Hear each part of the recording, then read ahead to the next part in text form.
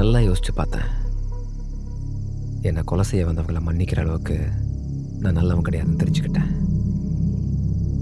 நீங்கள் பணம் தரேன்னு சொன்னதுனால வேணா ஒன்று செய்யலாம். உங்கள் 2 பேரில் யாராவது ஒருத்தரை மட்டும் உயிரோட விட்றேன். அது யாருன்னு நீங்களே முடிவு செஞ்சுக்கங்க.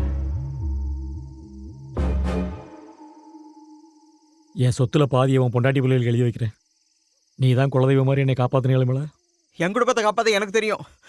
நீ பண்ண தப்புக்கு நான் ஏன் சாகணும்? நீ சொன்ன மாதிரி செஞ்சா விட்டுறேன்னு சொன்னிய தமிழ்.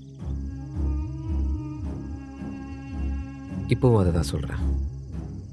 5 நிமிஷம் டைம். ஒருத்தரை மட்டும் உயிரோட வெளியே விடுறேன். இல்லைன்னா நானே உங்கள் 2 பேரையும் முடிச்சிருவேன்.